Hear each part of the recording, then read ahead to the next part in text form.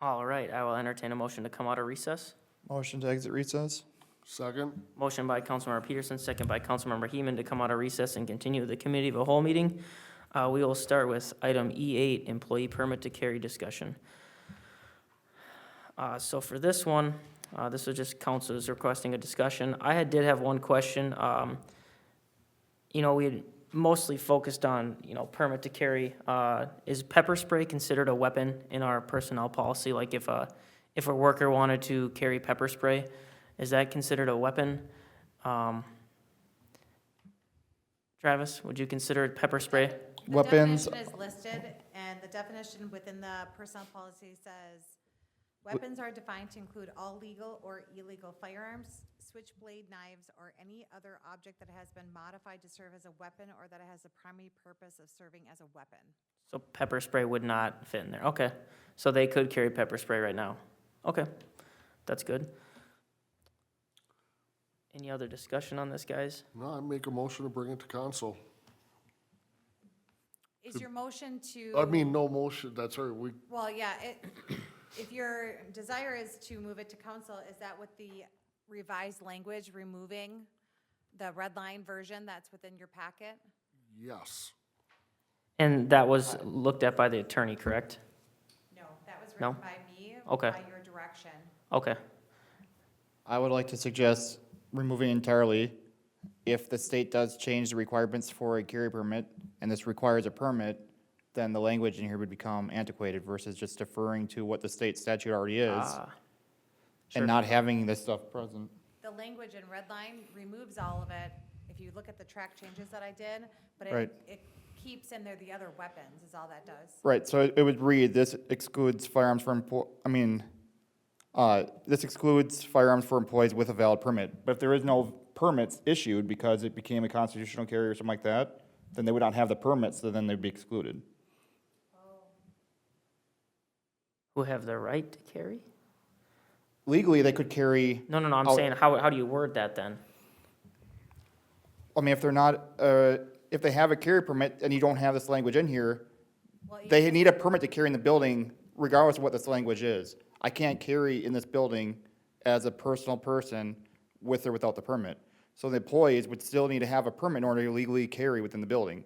So adding this on top of that is redundant. So it would just say excludes firearms. No weapons are allowed, and firearms are excluded by what you're saying.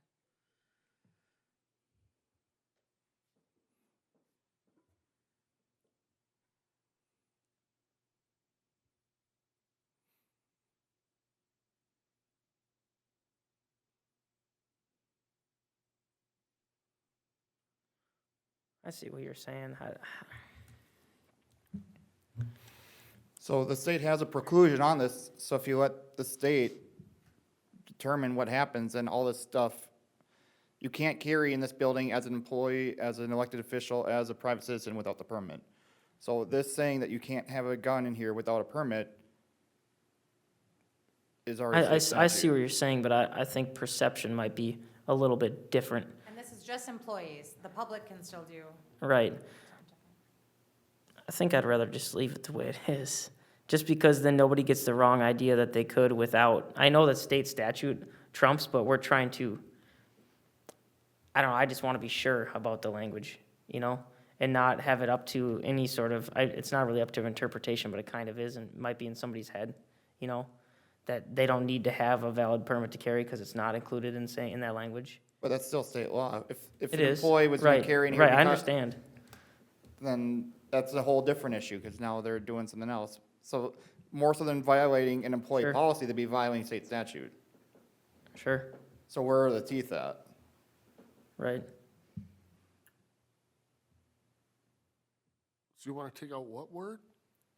I wanted to strike it all, is what I had initially suggested, because then you don't end up into a point where if the permitting process changes, you don't have antiquated language and they're prohibiting someone from carrying if you had constitutional carry. And if this issue ever comes up down the road, then you'd have to address it again. So just from possession or use of, strike it all the way down. Don't even have that line item. I said, you can't employee, non-employee, you can't carry in this building without a carry permit. So having it in there where they're excluded from it, they're not allowed to carry even if they have a permit. If you just get rid of that restriction entirely, then they can carry with a permit. If they don't have a permit, they can't carry. So they're still achieving the same thing just by striking all the language out as opposed to putting in, you can carry as an employee if you have a permit. You just get rid of that, and you don't need the police carve out to where they can carry because they are an employee, but it's their official capacity and they need to be able to do it in city buildings. You can just strike it all and achieve the same thing versus setting yourself up for antiquated language if or when this changes. You think we need attorney advice on that? Just ask that question. It shouldn't be something too difficult. Should be but 15 minutes of his time, I would think, but. There's also concerns that if you have language in there that says, like what is being advocated for, could possibly open yourself towards liability because now it's almost an endorse or sanction thing versus not having a prohibition. You're now making allowance for something versus not prohibiting something.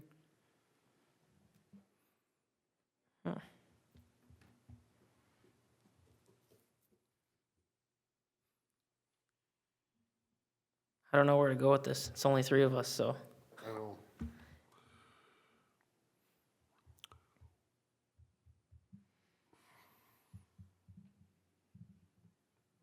I think from a principle standpoint and from a liability standpoint, striking it all is what I'm advocating for. But Ms. Wood, do you have any input, or do you not want to give input on this? I don't know. Are you asking me my personal opinion? Yeah, and about striking it, and do you see any issues with that? I don't know any gun laws, so Sure. I'm not sure, constitutional rights, that's not my forte. Sure. Do I think that there's been any problems? No. No. Have I ever had a staff member ask me to be able to bring their gun? No. Is it possible that people who have their conceal and carry bring their gun? Yes. Do I ask any questions? No. Sure. I think that people have their rights, they exercise their rights, there's not a problem. Sure. Okay. So as far as the language striking, though, that's more what I was asking about. It. You don't know, just, okay. So that would be something you would probably ask the lawyer. Chief I Myers? can ask the attorney, but I don't believe that the attorney recommends taking the language out. Just, it's pretty typical of city language to have that in. I think I agree, but Travis, what do you think? Are you just not, Yeah, I'm not really involved in that, but as Nick states, the state law is there. You're just reiterating the state law. I mean, so hypothetically, if somebody had a gun without a permit to carry, they'd be charged with a crime, which then would violate on a different personnel policy. I mean, there's that too. okay.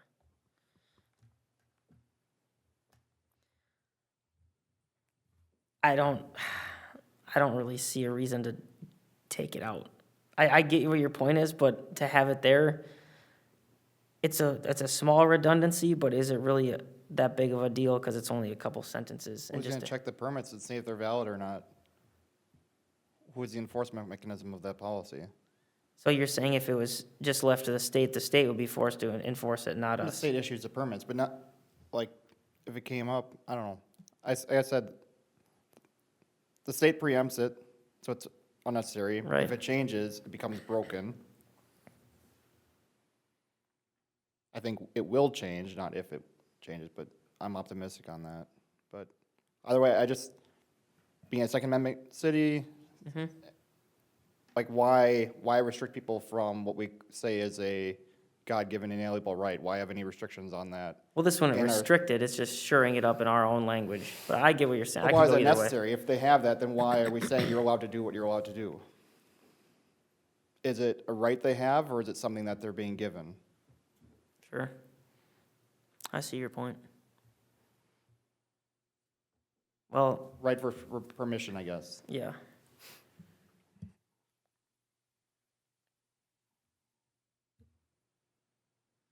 What do you want to do? I guess ultimately, we don't need to decide this now, we could bring both to council Sure. and then have a vote on both, or have a, Yep. Do we need, yeah, we probably don't need an attorney opinion then, I would guess. I mean, unless you happen to talk to him about something else and you're on the phone, hey, quick question. I don't know. I think it would depend on what attorney you're gonna talk to, whether they're gonna say that from a Right. liability standpoint, you need to minimize your liability, and this is something you shouldn't do. If they're of the persuasion that this is a right that should be protected, but then somewhere in the middle, you're gonna have what's achieving the objective and minimizing the liability, and that's what I think is striking it all and having nothing in there at all. So it's not an endorsed or sanctioned thing, but it's also not a restricted thing. Could we have Nick talk to the attorney? And just see if his thing is, he can explain it well, and see if that's legal, and if the attorney recommends it based on that, and then we can come Yeah, back to council? I would prefer that I don't have to reiterate it. Right, exactly what right, it is, yeah. So, yeah. Okay. yeah. I think that's a good idea, and then we can just, whatever, you can give him your side and how, and he can interpret it by the law, and if it works, it works, if it doesn't, it doesn't. Okay, That sound fair? I'll talk to him. Okay. Perfect. And then we'll come back to council and we'll talk about, maybe just let Ms. Wood know which, or just have both on there. Yeah. And we can decide then, in 2 weeks. All right, that sounds fair. All right, E9, budget dates and 2025 goal discussion. Okay, so we do have, our budget draft was approved, but we do have our final budget that needs to be ready for our December 3rd meeting for truth and taxation. Why I say that out loud, I should just look at the date, might be December 2nd. December 2nd, I believe, is truth and taxation. How many budget work sessions would you like to have? It's pretty typical of our council that in the years past that it gets added to like following city council meeting, although we might want to try to keep our committee of the whole agenda a little bit lighter, because then we can go right from council to the budget work session. As we prepared for our draft budget, we had some extra meetings in there, and I think that was value added at the time to go through those in detail, but I'm not sure if that's necessary. You can let me know. So, and if there are changes further that you'd like to see the budget, I'd entertain what those would be. So our finance director can start working on those and preparing a revised draft to bring forward. The other thing to bring up was we still have some goals on the agenda list. Are there any of those? We do talk about those periodically, and we've done a great job of eliminating some of our goals because we've been able to accomplish those. But are there any of those that we want to have, if they have financial impacts, include those in the 2026 budget? I'd like to at all? eliminate number 1 and maybe roll number 2 in the next year still. I'd still like to see a sign. A dynamic sign or a liquor store sign? I'd like both, but I know I'm a rarity on that one. I'd like to see a sign up on the corner and a liquor store sign, but And maybe we'll separate those two, just so if we want to talk about those. Yeah, because I think that seems to be confusing, the dynamic sign and liquor store Yeah, sign. I think so. Yeah, I was gonna suggest actually that we just remove leaf pickup from the goals, because I've gotten a few estimates, and to get a system that's automated and only have one person running it is asked a lot of money, and to have two people running it's a lot of long-term money. So I just don't think it's feasible to do the leaf pickup. So, I mean, I looked into it as good as I could, and I was hoping to find a more cost-effective solution, but I don't think there's gonna be one. What is the leaf pickup goal? To do leaf pickup for the entire community, or just for streets and parks? It was just talked about, like, some communities offer leaf pickup, Like not a drop site, but like you put them curbside and they actually show up and take them away? Yeah, and I wanted to look and see, so the thought was, we got these plow trucks that sit in the summer, fall, don't do anything. I wanted to look and see if I could kind of MacGyver like a homemade setup that we could, use like a receiver hitch and put it, in the back of the plow truck, and then, box in and fill it in with leaves, and, I thought it could be done for a pretty cost-effective measure, but I'm just not finding the cost-effective measure that I was hoping to find, so I don't think it's a feasible deal. And buying a new truck, one of those trucks like $300,000, that's not feasible. So I was hopeful, but I just don't think it's gonna work. And then, we're trying to talk about obviously cutting taxes and keeping taxes low, and we have employee costs are going up, costs for everything else are going up, so you gotta draw the line somewhere. So I would be okay with removing that entirely from the goals for now, especially for next year. That's not gonna happen next year. But I think if we have it on there, I think it gives a false message that maybe we will do that, you know? When I don't think it's feasible at this point. I tried. So the dynamic sign and liquor store sign, we could have that discussion. I think, you know, there might be some traction on for next year, so not getting rid of them, I think, would be important for the discussion talks. We're gonna have to figure out where else we can skim on some stuff, but I'd also like to make sure that we have,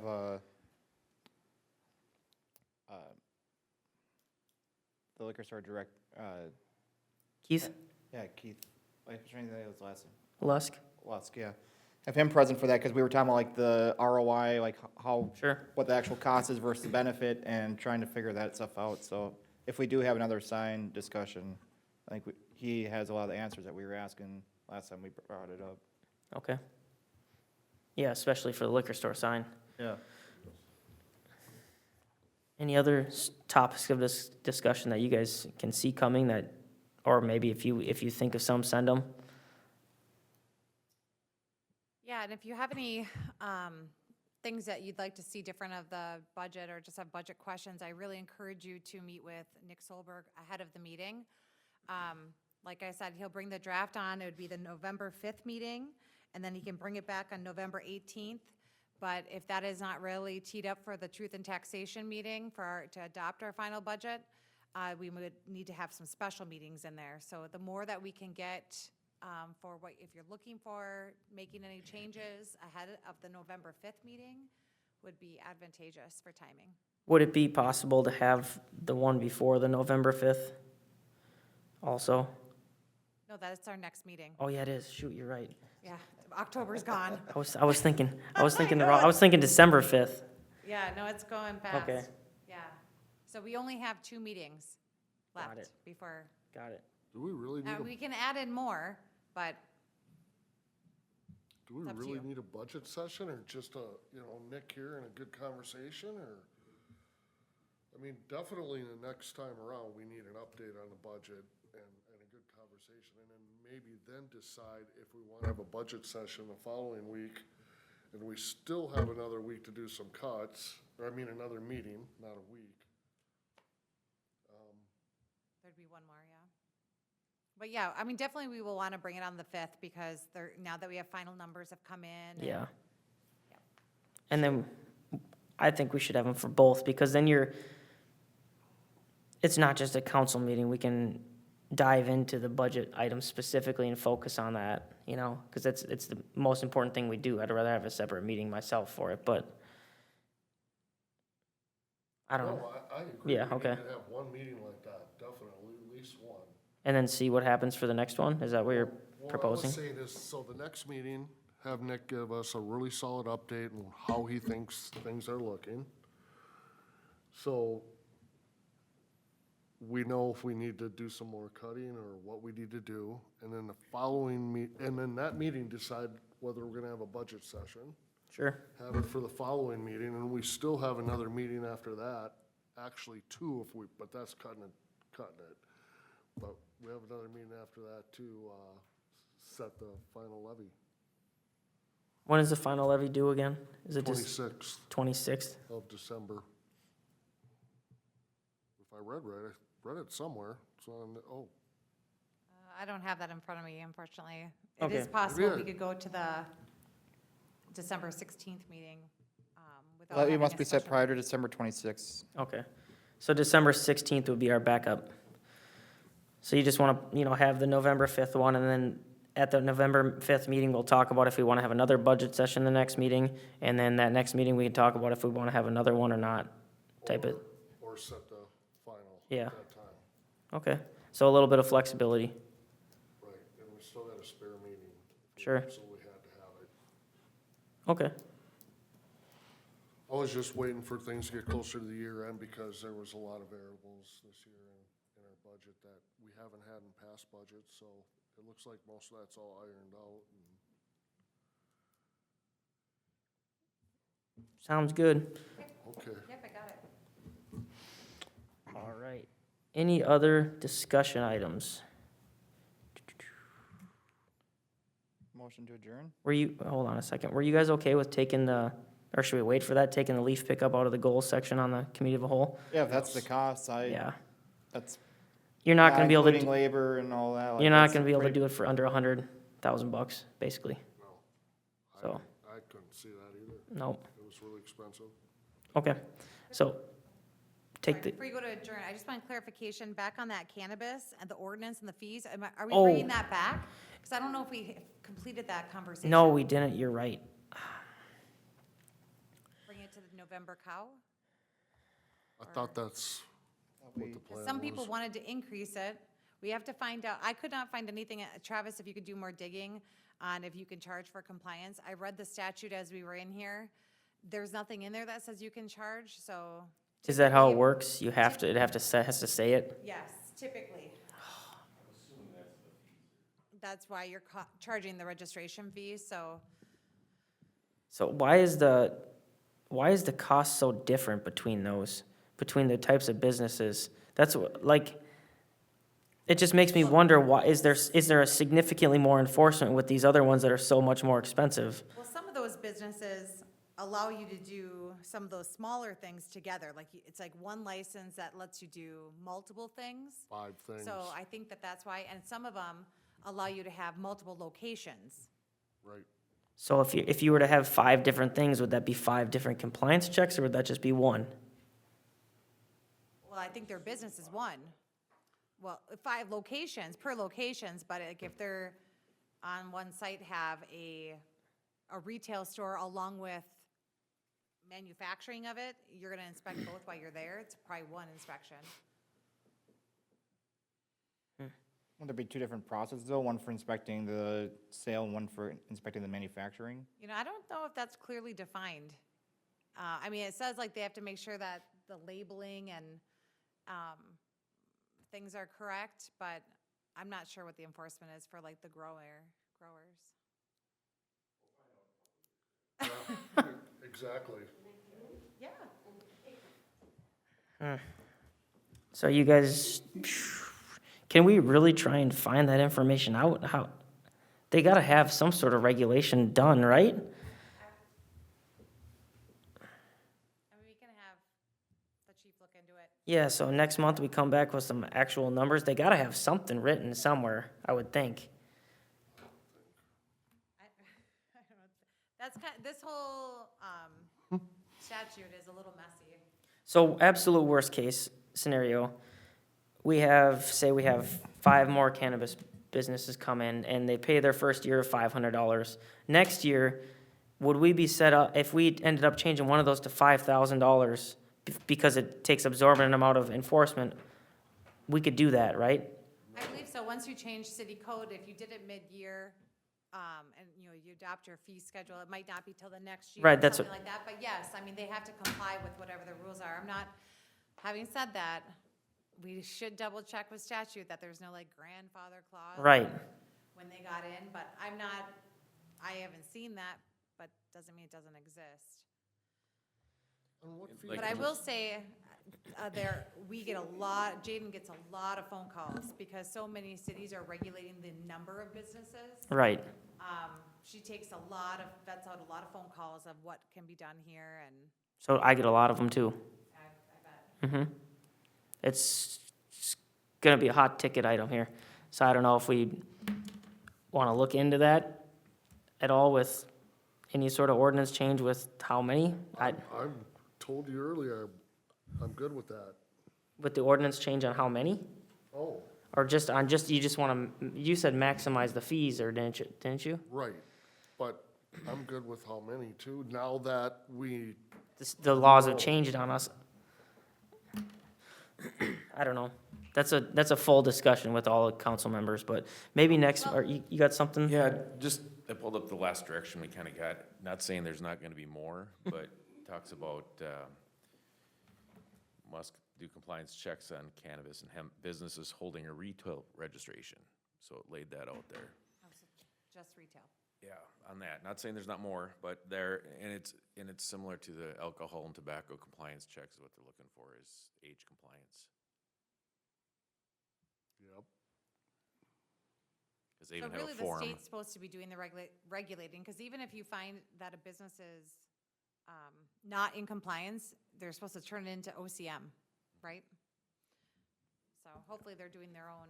And then they take it over completely from there, you would hope, and we don't have to interact or, You'd hope so, I mean, that's what they're giving all the money for. sure. Okay, well, maybe if we can, One thing I would say is we have, I think it's next cow, the whole fee schedule, we review every year for fee changes, for chapter 160. Maybe you want to talk about them, because that's when it sets the fee for the next year.